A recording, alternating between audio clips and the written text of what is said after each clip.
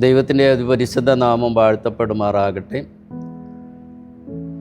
നോമ്പിൻ്റെ നാളുകളിലൂടെ നമ്മൾ കടന്നു പോയിക്കൊണ്ടിരിക്കുകയാണ്. നോമ്പിൻ്റെ ലക്ഷ്യം എന്ന് പറയുന്നത് സഭയെ സംബന്ധിച്ച് പുതുക്കം പ്രാപിക്കുന്നതിന്, ഒരു നവീകരണത്തിനായിട്ട് ദൈവജനത്തെ സജ്ജരാക്കുക എന്നുള്ളതാണ്.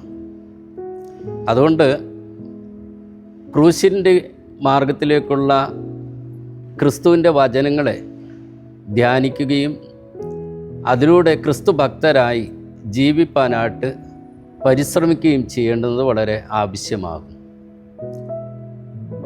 ഈ ചിന്തയ്ക്ക് ആധാരമായിട്ട് ഞാൻ തിരഞ്ഞെടുത്തിരിക്കുന്ന വേദഭാഗം വിശുദ്ധ മത്തായിയുടെ സുവിശേഷം 5-ാം അധ്യായം അതിൻ്റെ 48-ാമത്തെ വാക്യമാകുന്നു.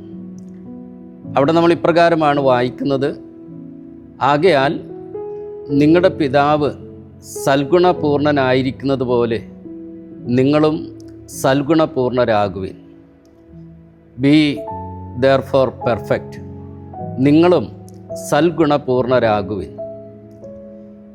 ക്രിസ്തു തൻ്റെ പർവ്വത പ്രസംഗത്തിൽ വളരെ വ്യക്തമായിട്ടുള്ള ചില സാരോപദേശങ്ങൾ, ധർമ്മോപദേശങ്ങൾ നൽകുന്നത് വിശുദ്ധ മത്തായിയുടെ സുവിശേഷം 5, 6, 7 അധ്യായങ്ങളിലായിട്ട് നമുക്ക് കാണുവാനായിട്ട് സാധിക്കുന്നുണ്ട്. അതിലെ ഒരു ധർമ്മോപദേശമാണ് ഞാൻ വായിച്ചതായിരിക്കുന്ന ഈ വേദഭാഗം എന്ന് പറയുന്നത്. ക്രിസ്തു പിതാവായിരിക്കുന്ന ദൈവത്തെ പരിചയപ്പെടുത്തുന്നത് വളരെ വ്യത്യസ്തമായിട്ടാകും.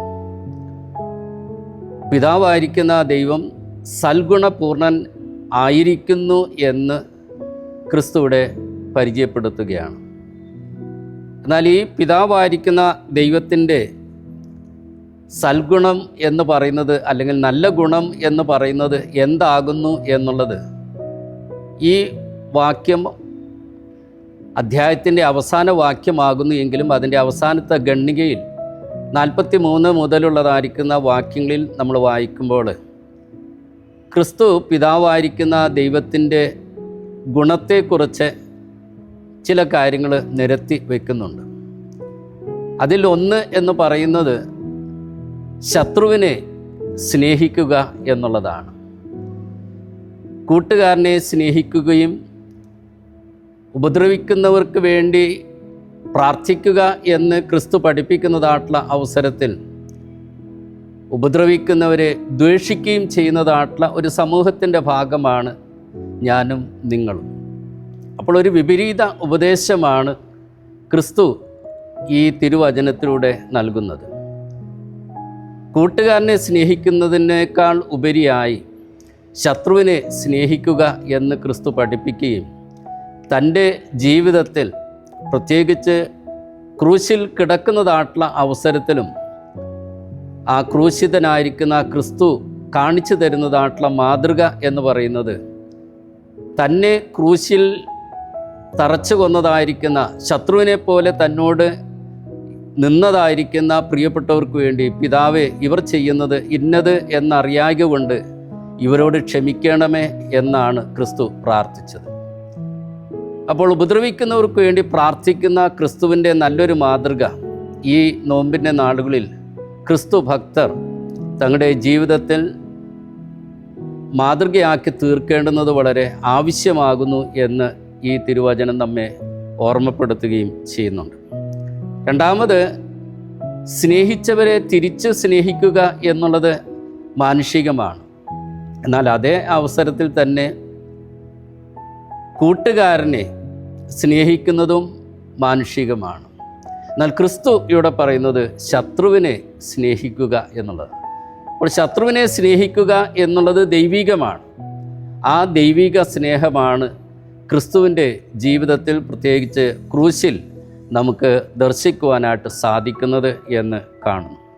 അപ്പോൾ പിതാവായിരിക്കുന്ന ദൈവത്തിൻ്റെ നല്ല ഗുണം എന്ന് പറയുന്നത് ക്രിസ്തുവിൻ്റെ ജീവിതത്തിലൂടെ നമുക്ക് കാണിച്ചു തരുന്നത് ഇതാകും. അഗാപ്പെ എന്നുള്ളതായിരിക്കുന്ന സ്നേഹം ക്രിസ്തു തൻ്റെ പരസ്യ ജീവിതത്തിൽ മാത്രമല്ല, ഇതാ ഇവിടെ അന്ത്യനിമിഷത്തിലും പ്രദർശിപ്പിക്കുന്നു എന്നുള്ളത് വിശ്വാസികൾക്ക് വളരെ പ്രചോദനകരമായിട്ടുള്ള മാതൃകാപരമായിട്ടുള്ള ഒരു സാഹചര്യമാണ് അവിടെ സൃഷ്ടിക്കുന്നത് എന്ന് കാണുവാനായിട്ട് സാധിക്കും. ഈ തിരുവചനങ്ങളെ ഉൾക്കൊണ്ടുകൊണ്ടുള്ള നല്ല ജീവിതം നയിപ്പാൻ നമ്മുടെ പിതാവായിരിക്കുന്ന ദൈവം സൽഗുണപൂർണൻ ആയിരിക്കുന്നത് പോലെ ഞാനും നിങ്ങളും സൽഗുണപൂർണരാകുവാനായിട്ട് ശ്രമിക്കേണ്ടുന്നത് ഈ നോമ്പിൻ്റെ നാളുകളിൽ ആവശ്യമാകുന്നു. സൂഫികളുടെ ഇടയിൽ ഉള്ളതായിരിക്കുന്ന ഒരു കഥ ഇപ്രകാരം ഉണ്ട്. ഒരു മനുഷ്യൻ ലോകത്തെ മാറ്റുവാനായിട്ട് ശ്രമിച്ചു. വർഷങ്ങൾ പലതും കഴിഞ്ഞു. പക്ഷേ ഒരു മാറ്റവും ലോകത്തിൽ നടത്തുവാനായിട്ട് അദ്ദേഹത്തിന് കഴിഞ്ഞില്ല. തിരികെ അദ്ദേഹം കുടുംബത്തിലേക്ക് വന്നു. കുടുംബത്തിൽ മാറ്റം വരുത്തുവാനായിട്ട് ശ്രമിച്ചു. അവിടെയും അദ്ദേഹം പരാജിതനായി. ഈ നാളുകളിൽ അദ്ദേഹം വൃദ്ധനായി തീർന്നു. അപ്പോഴാണ് അദ്ദേഹത്തിന് മനസ്സിലായത് മാറ്റം വരേണ്ടുന്നത് തൻ്റെ ജീവിതത്തിലാണ് എന്ന് അദ്ദേഹം മനസ്സിലാക്കി. അപ്പോൾ സ്വയം മാറുക എന്നുള്ളതാണ് ഇന്നിൻ്റെ ജീവിതത്തിൽ വളരെ ആവശ്യമായിരിക്കുന്നത്. ക്രിസ്തുവും ഇവിടെ പറയുന്നത് അതുതന്നെയാകുന്നു. നിങ്ങളും സൽഗുണപൂർണർ ആകുവിൻ. ദൈവത്തിൻ്റെ പരിശുദ്ധ സന്നിധിയിൽ നമ്മെ തന്നെ വിനയപ്പെടുത്തി നല്ല ഗുണം ഉള്ളവരായി നല്ല സമൂഹത്തിൻ്റെ ഭാഗമായി ജീവിപ്പാൻ ദൈവം ഈ നാളുകളിൽ നമ്മെ സഹായിക്കട്ടെ. നമ്മുടെ കണ്ണുകളെ അടയ്ക്കാം, പ്രാർത്ഥിക്കാം.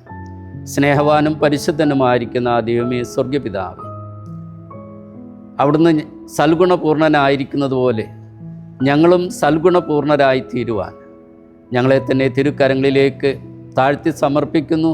ദൈവാത്മാവിൽ ഞങ്ങളെ അതിനായിട്ട് ഒരുക്കുമാറാകണമേ. ക്രിസ്തുയേശുവിൻ്റെ നാമത്തിൽ ഞങ്ങളുടെ പ്രാർത്ഥന കേൾക്കുമാറാകണമേ. ആമേൻ.